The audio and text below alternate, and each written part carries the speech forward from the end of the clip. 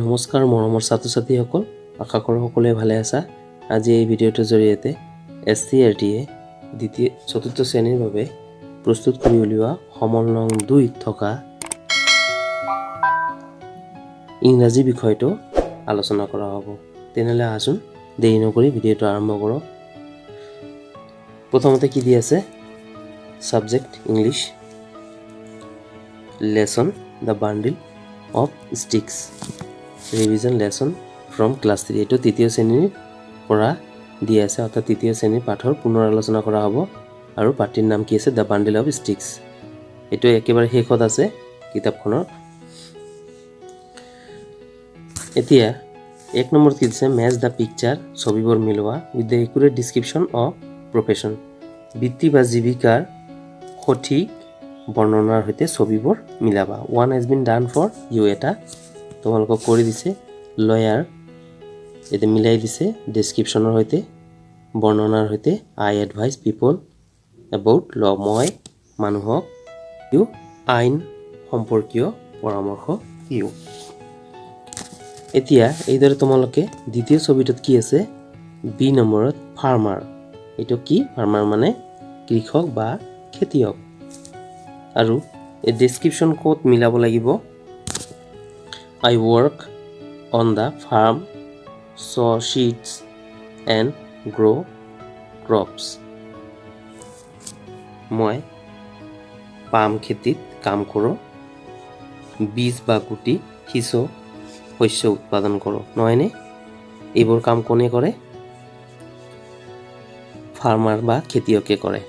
অৰ্থাৎ কোনে কি ধৰণৰ জীৱিকাৰ সৈতে জড়িত হৈ আছে এই তলত বৰ্ণনা দিয়া আছে, আৰু তোমালোকে ওপৰত ছবিবোৰ চাই ইয়াৰ লগত মিলাই দিব লাগিব। এতিয়া মিল্কমেনৰ সৈতে কোনটো মিলাব লাগিব? আই ব্ৰিং মিল্ক ফৰ অল, মই সকলোৰে বাবে গাখীৰ আনো। তাৰপিছতো কি আছে? ক্লথ মাৰ্চেণ্ট মানে কাপোৰ বেপাৰী। আই চেল ক্লথছ, ইয়াতে মিলাই দিবা, মই কাপোৰ বিক্ৰী কৰোঁ। এবাৰ আছে গ্ৰ'চাৰ মানে গেলামাল দোকানী। I sell food and other things used at home, মই খাদ্য আৰু ঘৰত ব্যৱহৃত অন্য সামগ্ৰী বিক্ৰী কৰোঁ।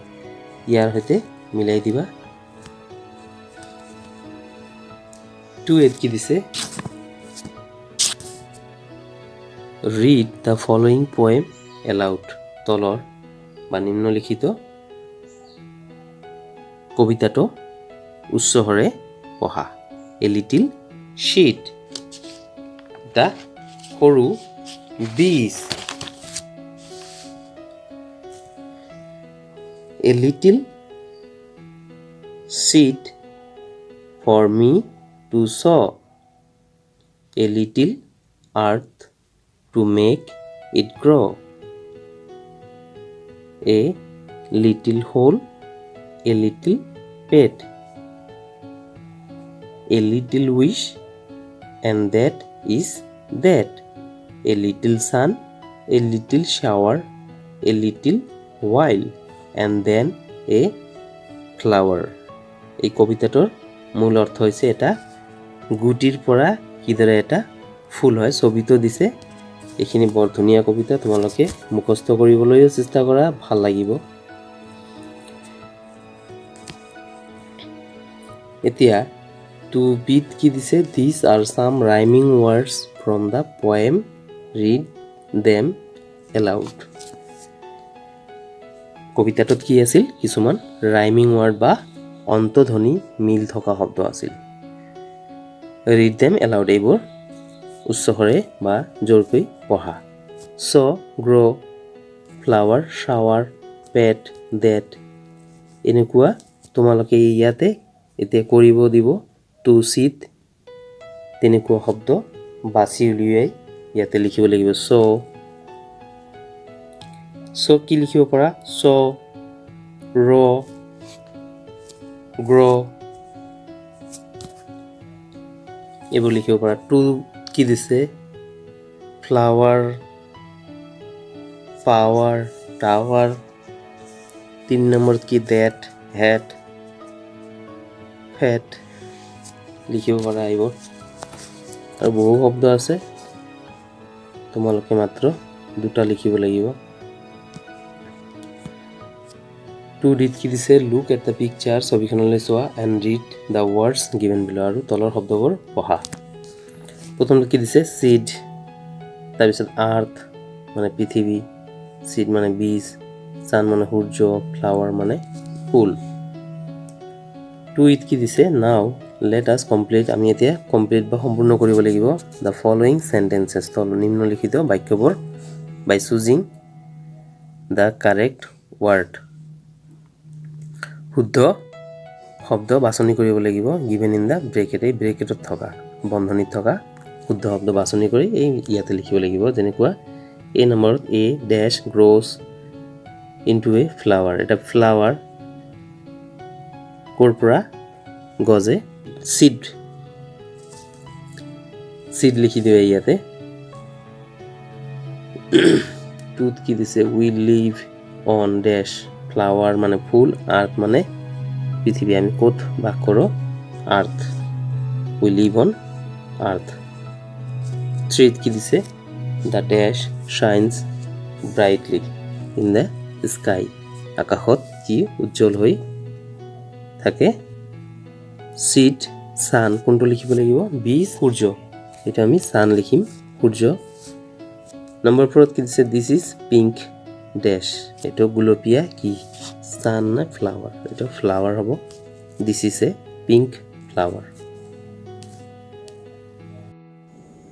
Let's read the following chart containing degree of comparison of adjectives নিম্নলিখিত চাৰ্টত থকা বিশেষণৰ তুলনা পঢ় আহা এডজেক্টিভ মানে হৈছে বিশেষণ পদ তোমালোকে এডজেক্টিভ বা এডভাৰ্বৰ কিদৰে তুলনা কৰা হয় অৰ্থাৎ ডিগ্ৰীবোৰ আগতেও আমি পাই আহিছিলোঁ এই হিচাপতে তুলনা কৰিব লাগিব যেনেকৈ ইয়াতে তোমালোকক দিছে কৰি শিকিবলৈ ইয়ং ইয়ংগাৰ ইয়ংগেষ্ট লং লংগাৰ লংগেষ্ট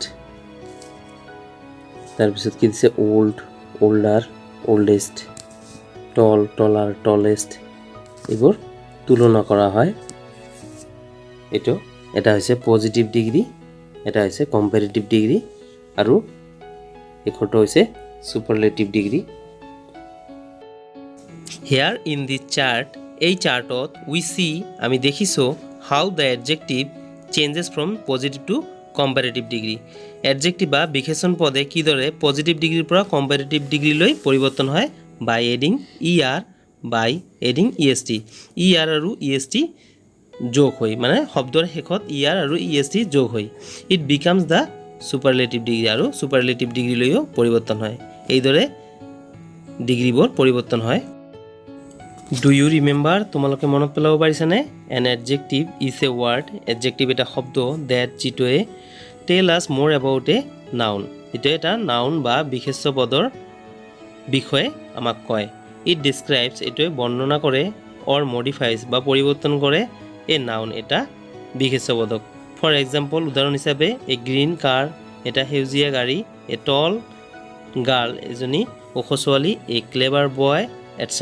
এজন চতুৰ লৰা ইত্যাদি অৰ্থাৎ এটা এডজেক্টিভ বা বিশেষণ পদে এটা বিশেষ্য পদ বুজোৱা শব্দৰ দোষ গুণ আদি বৰ্ণনা কৰে বা বুজায়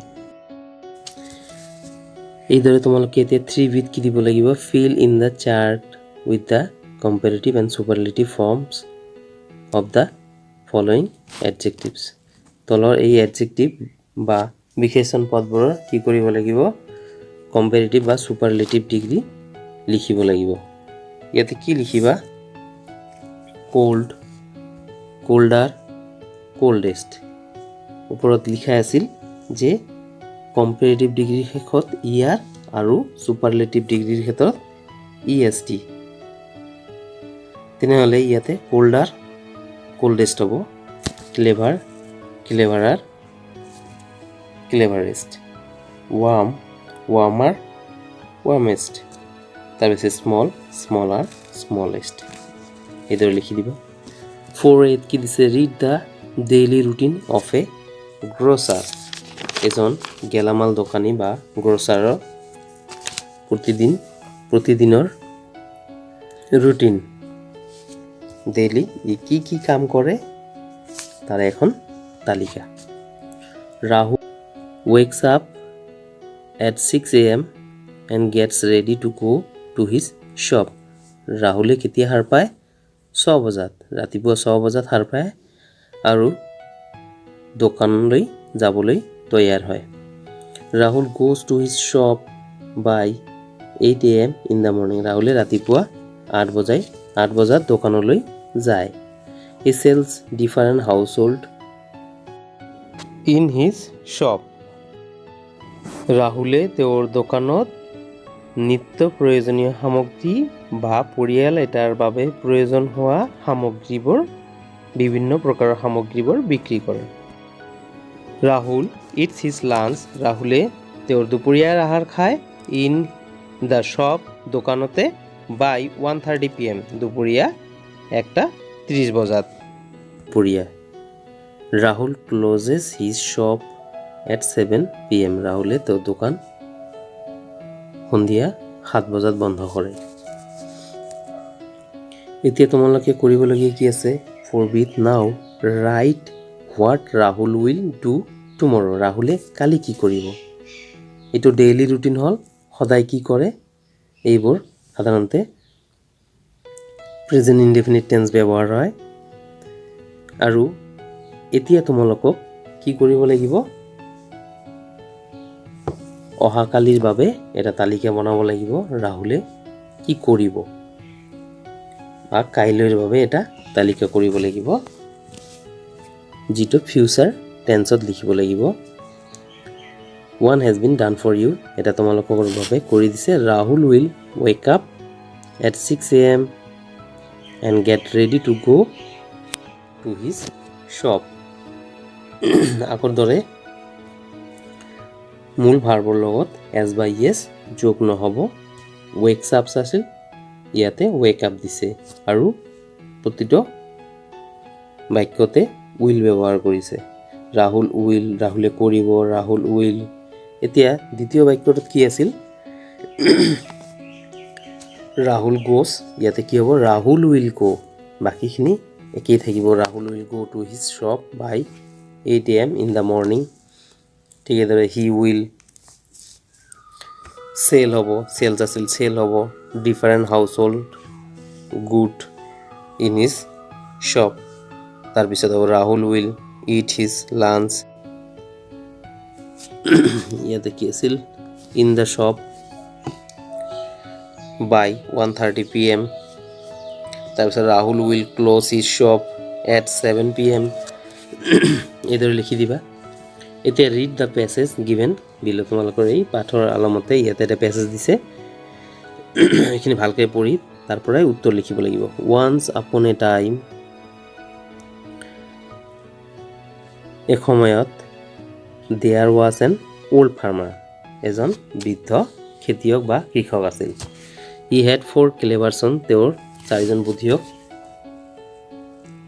পুত্ৰ আছিল দে হেড ডিফাৰেণ্ট প্ৰফেশ্যন ইহঁতৰ জীৱিকা ভিন ভিন আছিল the eldest son was a doctor আটাইতকৈ ডাঙৰ ল'ৰাজন এজন চিকিৎসক আছিল the second was a lawyer দ্বিতীয়জন এজন আইনজীৱী বা উকিল আছিল the third son was a lawyer তৃতীয়জনো এজন উকিল আছিল and the youngest son was a cloth merchant আৰু একেবাৰে সৰুজন কি আছিল কাপোৰ বেপাৰী but the sons quarrelled with each other ল'ৰাবোৰে কি কৰিছিল এজনে আনজনৰ সৈতে কাজিয়া কৰিছিল উইথ ইচ আদাৰ অল দ্য টাইম সকলো সময়তে কাজিয়া কৰিছিল দিছ মেড দ্য ফাৰ্মাৰ ছেট এইখিনিয়ে এই খেতিয়কজনৰ মনত দুখ আছিল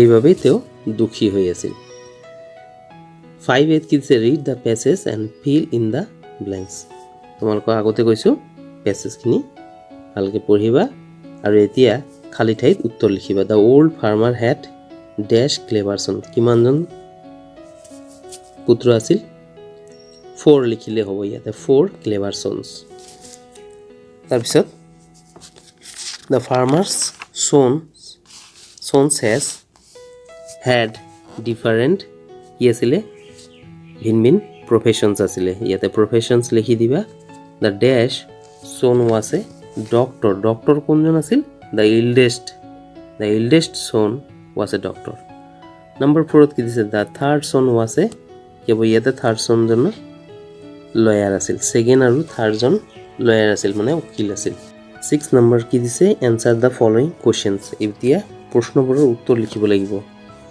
what was the profession of the old man এই বৃদ্ধ মানুহজনৰ profession মানে জীৱিকা বা বৃত্তি কি আছিল the old man was a farmer ইয়াতে লিখি দিবা তাৰপিছত B number how many sons did the old farmer have ইয়াতে answer কি লিখিবা he had বা 4 sons লিখিলেও হ'ব why was the old farmer sad বৃদ্ধ খেতিয়কজন কিয় চিন্তিত বা দুখী আছিল the old farmer was sad because his sons quarreled with each other all the time এইখিনি লিখিলে তোমালোকৰ ইংৰাজী সমলখিনি সম্পূৰ্ণ হ'ব এতিয়া কি আছে শেষত একেবাৰে students will try two learn শিক্ষাৰ্থীসকলে শিকিবলৈ চেষ্টা কৰিবা the story the bundle of sticks নামৰ কাহিনীটো if they have the text books তোমালোকৰ যদি এই কিতাপখন থাকে বিগিনাৰ্ছ ইংলিছ 3 এই কিতাপখন যদি থাকে তোমালোকে এই কাহিনীটো ভালকৈ পঢ়ি শিকিবলৈ চেষ্টা কৰিবা তেনেহ'লে মৰমৰ ছাত্ৰ ছাত্ৰীসকল আশা কৰিছোঁ ভিডিঅ'ৰ জৰিয়তে তোমালোকে উপকৃত হ'ব পাৰিবা ভিডিঅ'টো ভাল লাগিলে লাইক কৰিবা চেনেলটো নতুন হ'লে ছাবস্ক্ৰাইব কৰিবা আৰু যদি কিবা জানিবলগীয়া থাকে কমেণ্ট বক্সত কমেণ্ট কৰি জানিবলৈ শেষত সকলোৰে সুস্বাস্থ্য কামনা কৰি আজি ভিডিঅ'টো শেষ কৰিছোঁ ধন্যবাদ জয় অসম